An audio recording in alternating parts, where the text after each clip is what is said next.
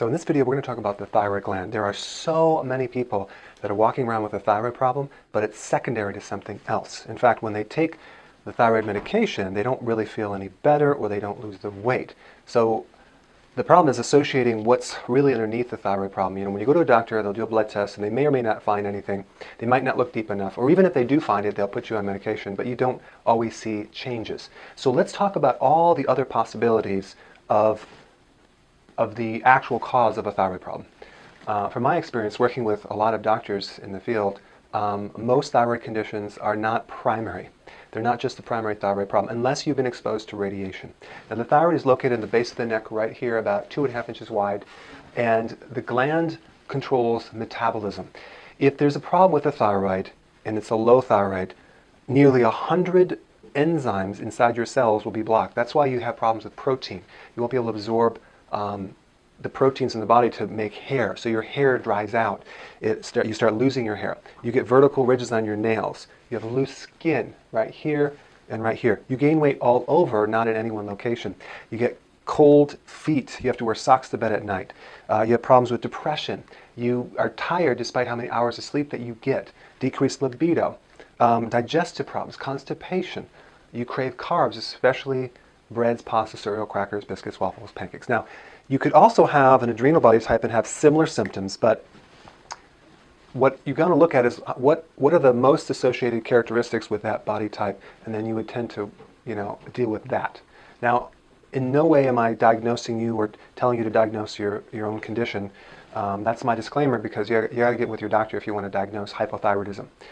I'm just giving you information to understand the associated symptoms of the thyroid in relationship to other causes. Okay, so number one, the liver converts the thyroid hormones. So in other words, if you look at the T3 and T4, the number on that T or T3 or T4 represents the number of iodine molecules that are on that hormone. T4 is really an inactive thyroid hormone, and it's activated through the liver to become T3. So in your liver, you have certain enzymes to strip off one of the iodine molecules to make it T3, to make T3 the active form of thyroid hormone. So in other words, 80% of the thyroid function occurs through your liver. Without a liver, you cannot convert and make your thyroid work. Okay? So that's one thing you need to know. So if your liver is damaged, chances are that could be the source of your thyroid problem. If you have constipation that backs up the liver, that could be a cause of your thyroid problem. If you have a sluggish gallbladder or no gallbladder, that could be a source of your thyroid problem because you're not able to convert these hormones correctly. And just so you know, if you don't have enough bile, which comes from a lot of adrenal stress, and you don't have that substance called bile, which helps you break down fats, for one reason or another, you won't be able to concentrate the iodine to make this thyroid thing work too. So many times you might have a good liver, but just not enough bile production, and that alone could influence the thyroid. Okay, so those are some common causes. It could be your diet's deficient in iodine because the soils are really, really poor, or maybe you're allergic to iodine, or maybe you're allergic to shellfish, which has iodine. Okay, those are possibilities. The other possibility is high levels of estrogen.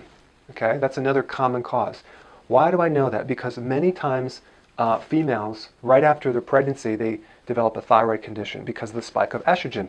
Or women that have thyroid problems usually have high levels of estrogen coming from heavy periods, or heavy crampy periods, or painful periods. Estrogen dominance will block the thyroid because estrogen competes for the thyroid receptors, so it blocks the receptors. So too much estrogen can also be a source of a thyroid problem. Okay, so estrogen being the primary cause, the thyroid problem being the symptom of high estrogen. So these are all things you want to look at. Estrogen also can damage the liver and stop the conversion from T4 to T3. Estrogen can also concentrate the bile to block the conversion from T4 to T3. So you can see there's many, many different causes of thyroid problem. So now the question is, how do we break it down? How do we find out what it is? My way is always like this. I would like to ask a question, out of all these possibilities, which one would make the most sense? Which one would actually help everything going on here? And from my experience, it's usually a gallbladder bile problem, because once you have enough bile, you start to lubricate the colon. So it gets rid of the constipation. It allows the conversion from T4 to T3. It helps the digestion. It takes the pressure off the liver. It allows the estrogen to flood through the liver much better. So you see, if you approach it from that viewpoint, by fixing one thing, does it fix everything at the same time?